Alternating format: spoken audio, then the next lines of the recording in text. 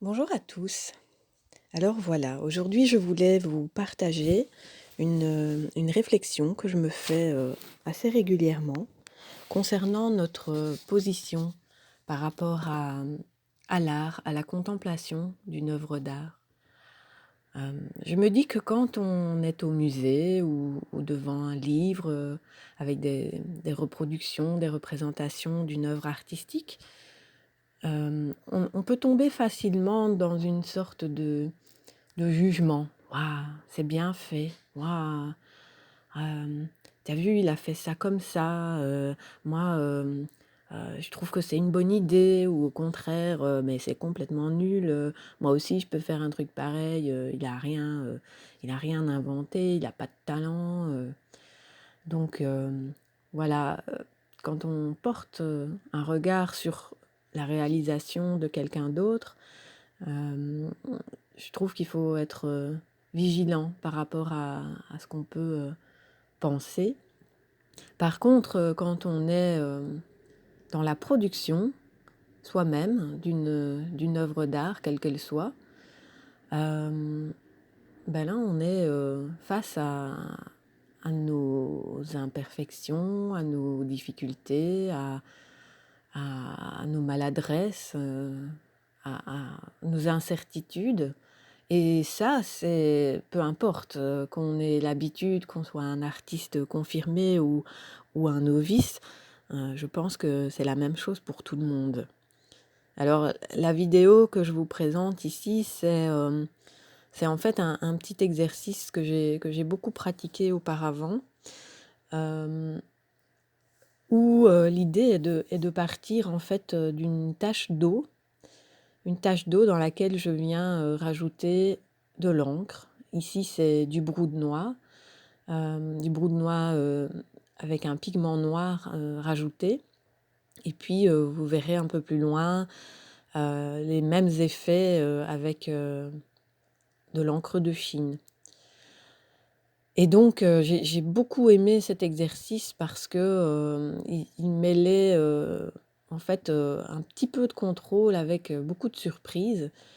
Et bah, voilà, aussi entre ce que j'imagine de représenter et ce qui arrive en réalité, ce qui se présente avec les effets de l'encre dans l'eau, euh, il y a une part de contrôle et puis il y a une part de surprise, d'accident, que j'aime beaucoup parce que ça nous met face à nos incertitudes, en tout cas aux miennes.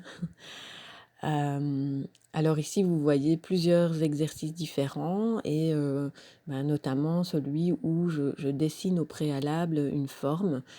Alors, merci de pardonner les imperfections techniques. J'étais un petit peu limitée au niveau de l'espace dans la feuille.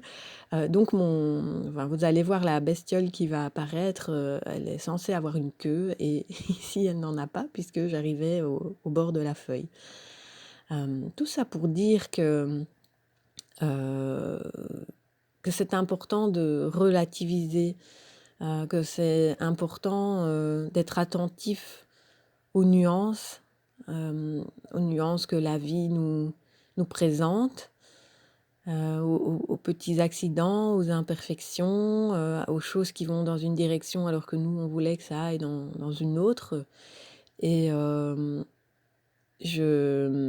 voilà, c'est quelque chose que j'essaye de faire au quotidien. Donc même quand je ne dessine pas ou que je ne peins pas, c'est voilà, mettre de la nuance dans le regard que je porte sur les choses. Surtout en ce moment où on peut très facilement basculer d'un côté ou de l'autre. Et dès qu'on se trouve d'un côté, on considère que l'autre côté n'est pas le bon. Donc c'est quelque chose que, en tant que balance, j'ai toujours eu un peu en horreur. Je n'aime pas du tout diviser, je n'aime pas du tout juger sur une apparence de manière rapide, trompeuse. Je déteste coller des étiquettes aux gens, aux choses. Je déteste prendre des raccourcis. D'ailleurs, ça peut même parfois friser le le handicap social. Hem et donc voilà, je voulais vous inviter, à faire de même, si ce n'est pas déjà le cas. Parce que la vie, je crois est pleine de surprises et que derrière, les apparences se cache parfois, tout autre chose.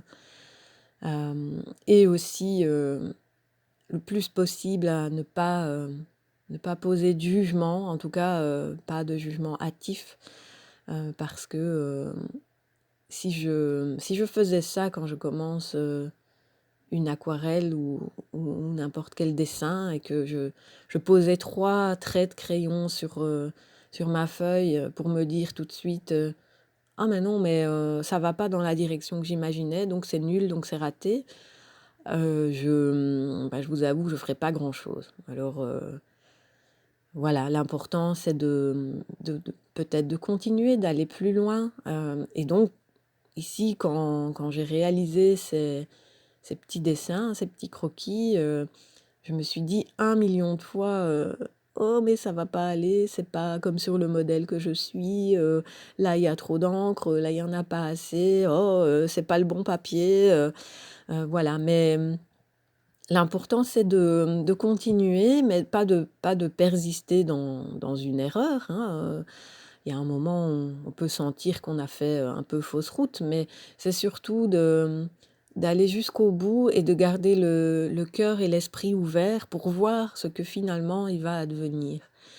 Alors ici, vous pouvez voir, j'utilise un pastel gras blanc, et je trace, ce qui dans ma tête, pourrait devenir éventuellement un motif pour un animal. Donc on ne voit pas grand-chose à la caméra, mais vous allez voir apparaître, les taches, par la suite. Il se trouve que j'ai voulu absolument utiliser mon tout beau nouveau pastel gras une marque espagnole que j'aime beaucoup. Mais en fait, j'aurais dû, utiliser une autre marque, parce que vous allez le voir, une fois que je passe avec l'encre de Chine dessus, ce pastel gras ne repousse pas tellement l'eau, donc l'encre. Ici, j'ai d'abord mis une couche d'eau, un petit peu dégueulasse d'ailleurs, avant de venir ajouter, l'encre et voilà, mon idée c'était qu'il y ait de grandes zones, bien blanches qui se détachent, des zones, d'encre. Là où l'encre touche directement le papier, ça va être noir et là où l'encre, ne peut pas accéder au papier parce qu'il y a du pastel gras, ça reste blanc. Ici, le résultat, c'est pas du tout ça. Hem Et je me suis dit: «Bon, je chiffonne tout le bazar, je recommence et cetera». Non, non, attends encore un peu avant de juger ton travail. Donc j'ai continué.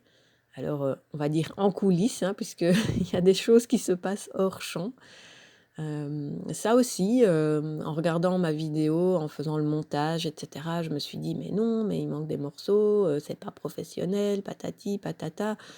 Eh bien tant pis, eh bien tant pis, voilà, ça c'est améliorable. Il y a des choses à peaufiner, il y a des choses à améliorer, à corriger, et en même temps, ce qui est là est juste. Ce qui est là, correspond à un élan, un état du moment et c'est vrai que mon objectif en créant cette vidéo, c'était, de voilà, de vous partager un petit peu cette réflexion autour de il y a encore une histoire de lâcher prise, mais également donc de non-jugement et d'ouvrir son esprit parce que l'accident n'est pas forcément, négatif. Il peut révéler, des chouettes surprises. Alors ici, tout ce qui sera révélé, c'est, 2-3 petits dessins sympathiques, mais je pense que ce qui se joue ici peut s'appliquer, à tous les domaines de la vie.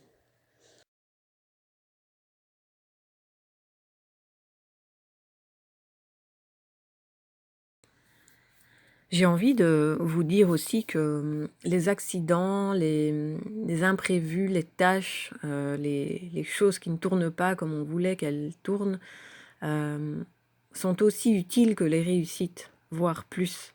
Quand on pratique les arts plastiques, il y a d'abord toute une phase d'expérimentation et ce que je vous souhaite si vous pratiquez l'art plastique, c'est de pouvoir rester dans l'expérimentation jusqu'à la fin de vos jours et donc dans l'imprévu, dans la surprise, dans l'expérience, qui tourne parfois, vraiment pas comme on veut, parce que c'est ça qui nourrit, hem, la créativité, c'est ça qui nourrit l'imagination.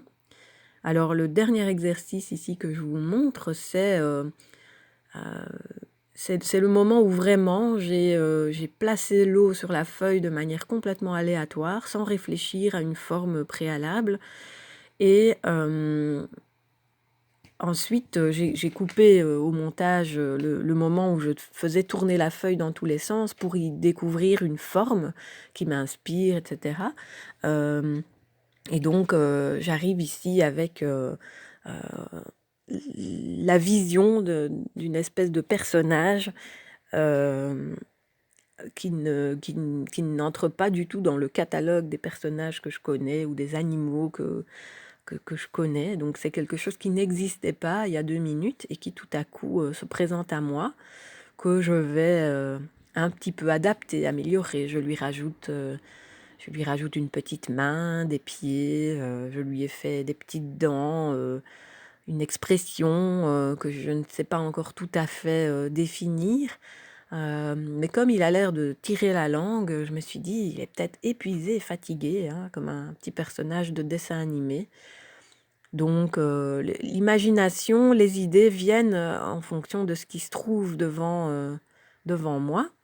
Alors, il n'est pas question de dire, «Oui, moi j'ai de l'imagination, moi j'en ai pas», hem, je pense que ça, tout le monde qui a vécu, quand il se trouve face à une image, peut, hem, avoir une idée, avoir, une, une inspiration en fonction de ce qui se présente à lui et cette inspiration, c'est l'imagination. Donc il faut pas, imaginer que c'est quelque chose, que seuls des êtres supérieurs peuvent avoir. L'imagination se travaille avec l'expérience.